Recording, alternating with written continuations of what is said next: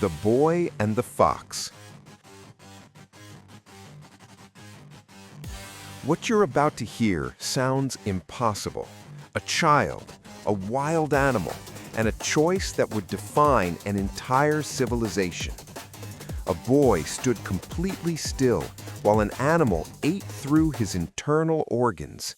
He never screamed, never flinched, never asked for help. And when he finally collapsed and died, the Spartans called him a hero. What's up, warriors? If you thought the 300 was hardcore, you haven't heard anything yet.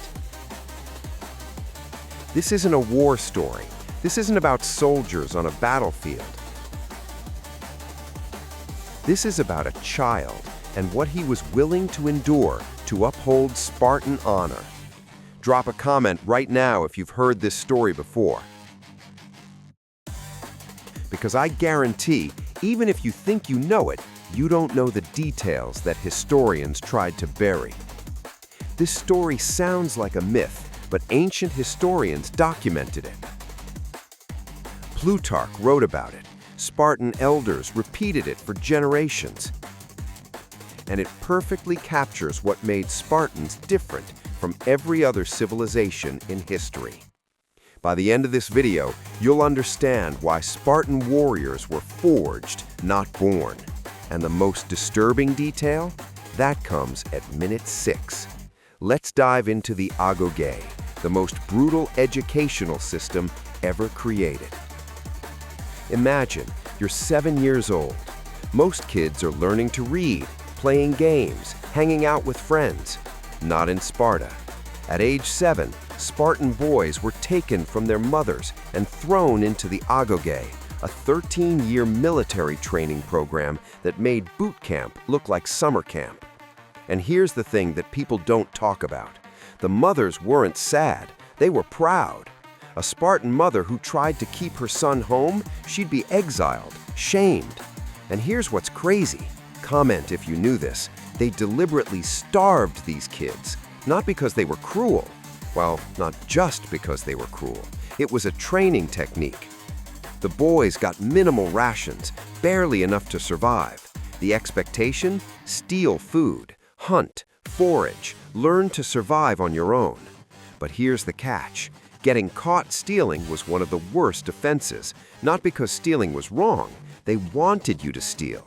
Getting caught meant you were bad at it, and being bad at survival skills could get your entire unit killed in war. The punishment for getting caught? Severe beating, public humiliation, sometimes death. So you have these starving children forced to steal, knowing that failure means brutal punishment. Our story focuses on one particular boy.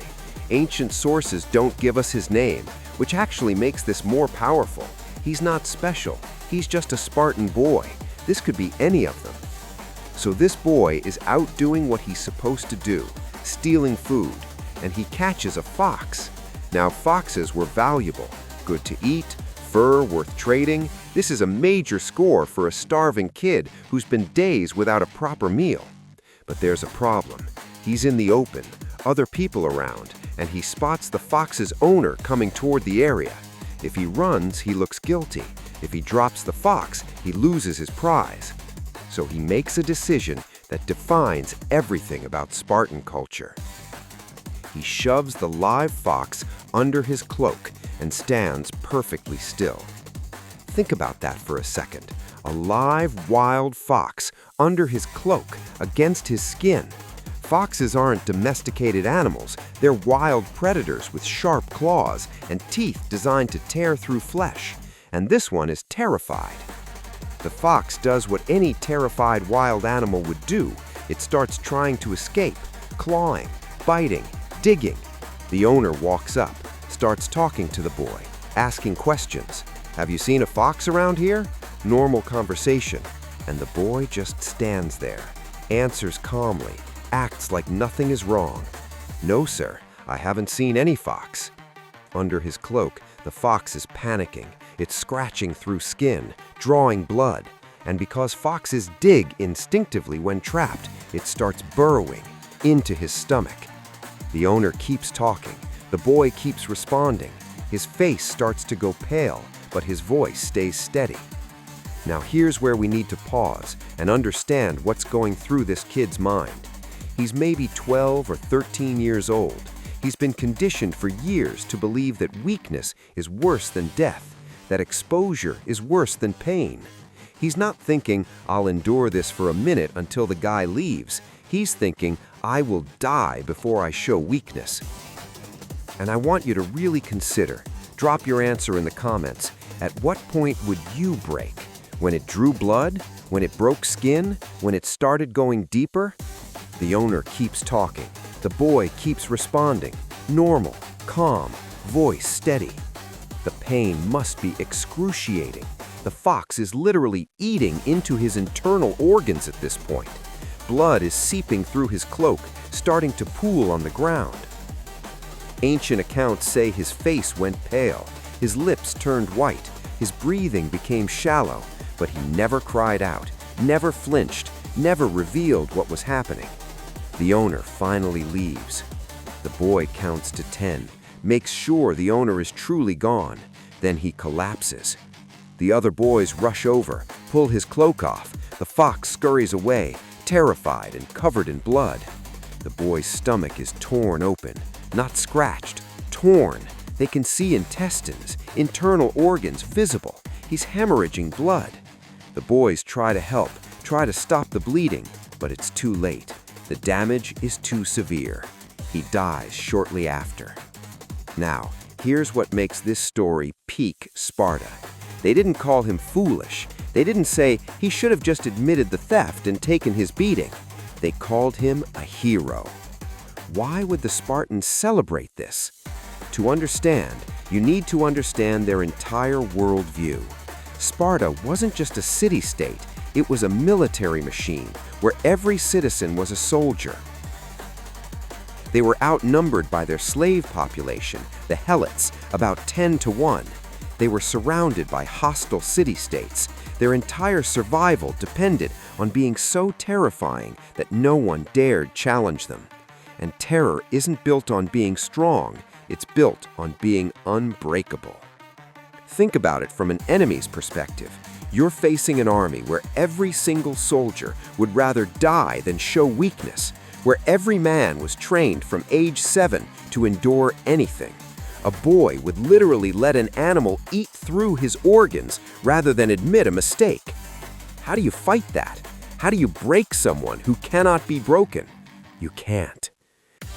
This story was told to every generation of Spartan boys. It wasn't a cautionary tale, it was an aspirational tale. This is what you should be willing to endure. This is the standard. The historian Plutarch recorded this story centuries later, and even he seems disturbed by it. He writes about other examples, boys beaten so severely during religious ceremonies that they died and were honored for never crying out. Plutarch mentions one ceremony where the beating was so severe that the altar had to be washed clean of blood afterward. He notes, almost in disbelief, that boys would compete for the honor of enduring the most.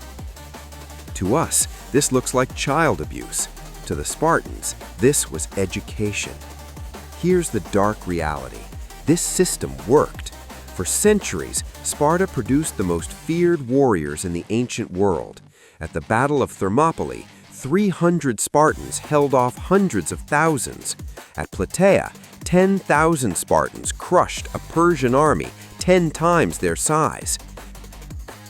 The Agoge created men who viewed death as preferable to dishonor, and that made them nearly invincible. But there's a cost.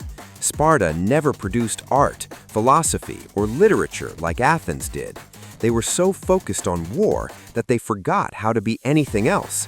Eventually, they declined because the Agoge made great warriors, but terrible parents, teachers, and leaders.